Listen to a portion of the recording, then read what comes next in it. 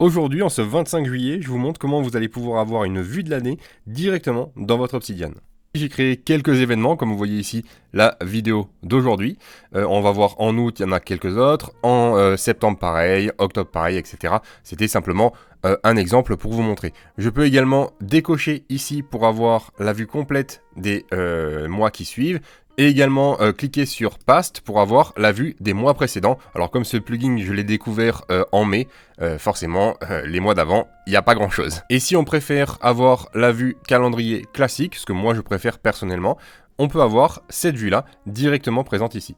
Mai, juin, juillet, etc., etc., avec tous les événements. Donc là, je suis dans Custom Event. On peut rajouter les anniversaires et les vacances. D'ailleurs, on va pouvoir modifier un petit peu dans Custom Layout ici. Donc là, je vois que je suis en 4 lignes de 3 mois.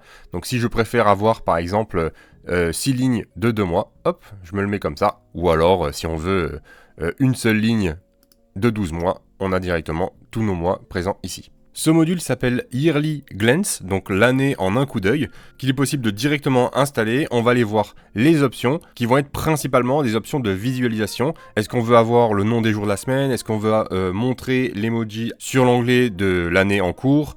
On a également le format de la date qui est présent ici. Donc là, moi, je me suis mis en européenne, mais vous avez aussi également les autres. Donc comme vous voyez, le format de la date change un petit peu à chaque fois.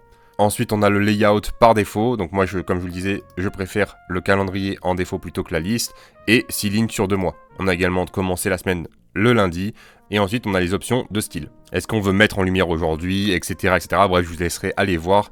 Moi, j'aime bien aussi activer le Colorful Theme, ce qui fait que on va avoir des mois en couleur. Comme vous voyez ici, je l'ai désactivé. Bon, je trouve ça moins sympathique qu'avec de la couleur.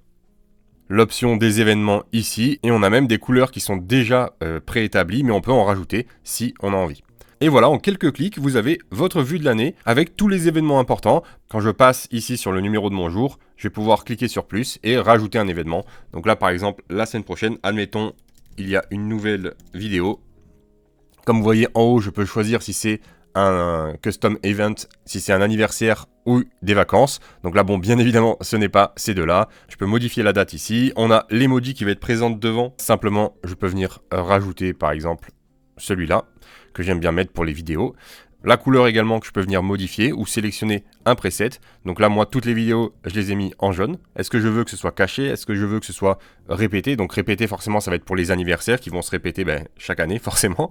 Et on peut mettre aussi de nouvelles informations sur cet événement. Donc la nouvelle vidéo, je vais par exemple mettre présentation d'une application de timeline, par exemple. Voilà. Et je fais Save. Et comme vous voyez, mon événement, il apparaît juste là. Je peux cliquer dessus, j'ai bien ma nouvelle vidéo, la date. J'ai le petit crayon ici qui me permet de modifier. Et je peux également l'ouvrir dans l'Event Manager. En cliquant dessus, j'arrive sur mon événement directement ici. Donc là, je vais enlever la recherche pour vous montrer que voilà, il y a directement tous les événements, ce qui fait que je peux rechercher un événement en particulier pour le modifier, pour le réagencer. Là, par exemple, je vais taper août. Donc forcément, il me montre le podcast du mois. Et je peux ici venir le modifier, le changer, etc., etc. D'ailleurs, vous voyez que si je tape directement juste podcast, il va bien me montrer tous les podcasts de cette année qui ont été mis à l'intérieur. Donc là, forcément, ça commence à juin parce que j'avais pas ce plugin avant, mais ça permet comme ça de faire des recherches et on peut directement ajouter un nouvel événement ici ou repasser à notre vue calendrier juste là. Et dernière petite chose, vous voyez ici past et futur. Donc là, simplement, en cliquant ici, vous allez cacher les mois précédents et les mois suivants. Donc si vous voulez avoir une vue directement que sur le mois en cours, donc dans ce cas-là, on va plutôt se mettre en liste ici.